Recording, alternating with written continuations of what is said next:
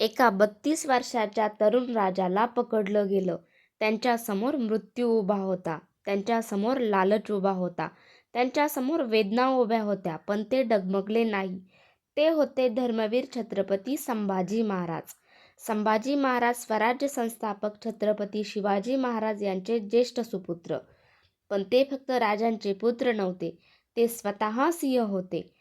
वयाच्या 9व्या वर्षी मुघल दरबारात अनुभव, लहानपणापासून तलवारबाजी, अनेक युद्धांमध्ये पराक्रम, संस्कृत ग्रंथांचा अभ्यास, बुधभूषणसारखा ग्रंथलेखन. ते विद्वान होते, योद्धा होते आणि स्वाभिमानी होते. मुघल बादशाह औरंगजेब स्वतः दक्षिणेत उतरला. त्याचं एकच स्वप्न होतं, मराठ्यांना संपवायचं. पण संभाजी महाराजांनी 9 वर्ष त्याला झोप लागू दिली नाही. छोट्या सैन्याने मोठ्या मुघल फौजेला छळलं. गनिमी कावा वापरला. रणांगणात वादळ घातलं. औरंगजेबाला समजलं, हा राजा जिवंत असेपर्यंत दिल्लीला शांतता नाही. इतिहासात अनेकदा बाहेरचा शत्रू नाही तर आतला विश्वासघात करतो.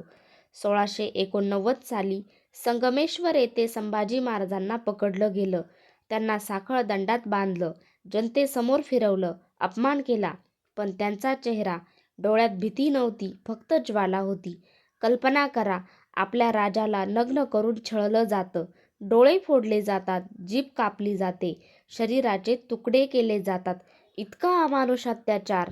फक्त एकच अट, इस्लाम स्वीकारा, जिवंत राहाल.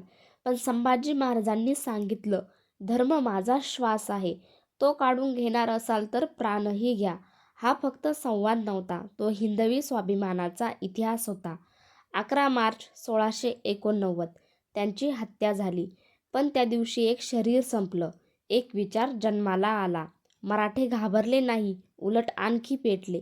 संभाजी महाराज हरले नाहीत, ते अमर झाले. आता संभाजी महाराजांचा बलिदान मास म्हणजे काय व तो कसा पाळायचा?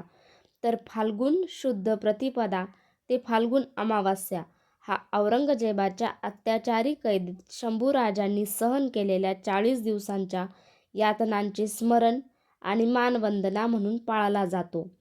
या काळात गोड पदार्थ, व्यसन, आरामदायी जीवन यांचा त्याग करून सुतकाप्रमाणे संयमी जीवन जगून महाराजांच्या बलिदानाचे स्मरण करणे अपेक्षित आहे. संभाजी महाराजांनी शेवटच्या दिवसात अन्न पाण्याचा त्याग केला होता. त्यामुळे काही शिवभक्त फक्त एकच वेळ जेवण करतात. आपल्या घरातील सुतकाप्रमाणे केस काढतात, मुंडन करतात, कोणी चप्पलचा त्याग करतात. हा महिना आपण सर्वच हिंदू बांधवांना शोकाचा, दुःखाचा, सुतकाचा असल्यामुळे कोणत्याही आनंदाच्या, उत्सवाच्या कार्यक्रमाचे आयोजन करू नये. जाणीवपूर्वक पूर्णतः टाळावे. घरात मुलांना इतिहास सांगा. आजची पिढी रील्समध्ये गुंतली आहे. त्यांना संभाजी महाराजांची कथा माहिती असली पाहिजे. संभाजी महाराजांच्या नावाने एक वाईट सवय सोडा. समाजकार्य करा, रक्तदान शिबिर, अन्नदान, गरजू विद्यार्थ्यांना मदत करा. मराठा इतिहास वाचा आणि शेअर करा. गावात, सोसायटीत बलिदान दिन साजरा करा. आज जर धर्मवीर संभाजी महाराज आपल्यासमोर उभे राहिले तर ते विचारतील, मी धर्मासाठी मरण पत्करलं. तुम्ही धर्मासाठी काय केलं? आपण उत्तर देऊ शकतो का? चला, या बलिदान मासात आपण फक्त स्टेटस नाही ठेवणार, आपण बदल घडवणार.